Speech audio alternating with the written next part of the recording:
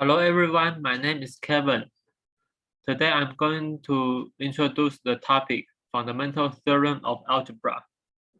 It needs some background knowledge of the complex analysis. Now I'm going to introduce some corollaries and the theorems. The first is corollary 1.1, Cauchy inequalities.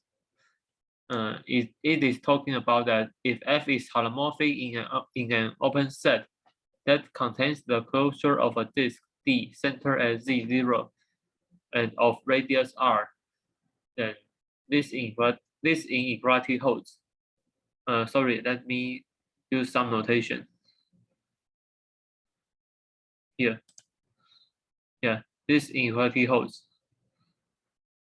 This is the nth derivative of f at the point Z0. And this is an estimation term. Okay, and this notation, the norm of the function f sub z in C, absolute value of fz, denotes the suprema of the absolute value of f on the boundary circle C. Okay, if we have the corollary 1.1, then we are able to prove the corollary 1.2. But now I'm not going to show the detail because it can be found on some textbook about complex analysis. So Liouville's theorem is talking about that if f is entire and bounded, then f is constant. We have a note here, entire and bounded. The meaning of entire means that the function f is defined on the whole domain. And bounded, we have no problem to realize the meaning of bounded. It is trivial, yeah, bounded. If we have the corollary 1.1 and the 1.2, then we are able to prove the theorem 1.3, fundamental theorem of algebra. Assume the polynomial Pz equal to the n-degree polynomial anzn plus an minus 1 zn minus 1 plus plus a1z plus a0, where ai is in C. C is the complex number. Then there exists a z0 in C such that pz0 equal to 0. Okay. The proof of this, the fundamental theorem algebra is not so hard because we divide into some parts. First, we denote the symbol W equal to this term. W equal to this term. Because we want to, in the final, we want to show this. That is, the absolute value of Pz is dominated by the z to the power of n. The absolute value of z to the power of n, and times the coefficient, absolute value of an over 2 is dominated by this term. Okay, so we have an estimation of the tail of the nth degree polynomial of the less n minus 1 term. This a0 to the an minus 1 term. So Pz equal to an plus w times zn, an plus w times the z to the power of n, z to the power of n. Yeah.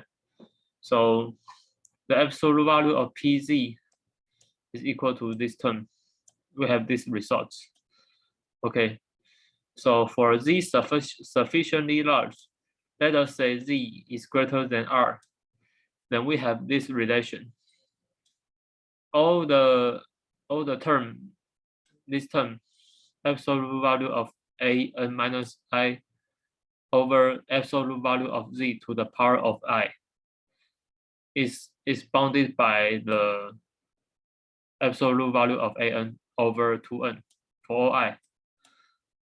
So the absolute value of W equal to this and is smaller than this term.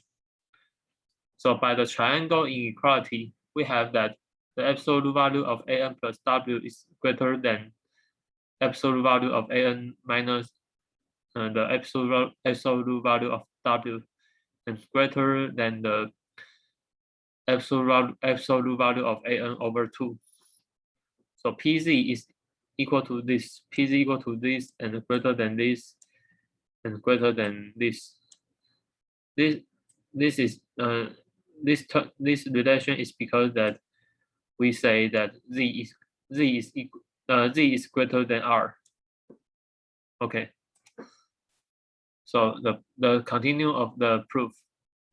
Assume we have to show that the polynomial PZ has at least a zero root, has a root means that the root of the degree, the root of the polynomial PZ is the point Z0, PZ0 equal to 0. So we prove by the contradiction. If PZ has no zeros, so the reciprocal of PZ, the reciprocal means the 导数 PZ 分之一. We let FZ equal to, sorry, that clear all the notation. FZ equal to the 1 over PZ is entire, since PZ is not equal to 0. So it is well defined. Now we are going to show that FZ is bounded by the previous notation here. So PZ the absolute value of FZ is equal to the 1 over absolute value of PZ, and it is smaller than this term, bounded by this term, bounded above by this term when Z is greater than R.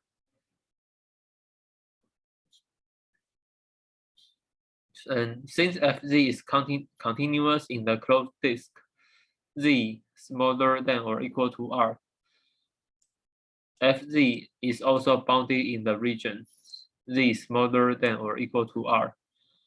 So we get the result that FZ is entire and bounded. Sorry, FZ is entire and bounded. And by Liouville's theorem, FZ is a constant. Therefore, FZ is a constant, so PZ is also a constant. But then this leads to a contradiction, since that PZ is equal to this, the nth degree polynomial, and it is not the same as the constant. So our assumption that PZ has no zeros is false.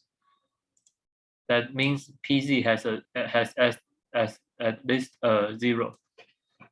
So we get the proof. Okay.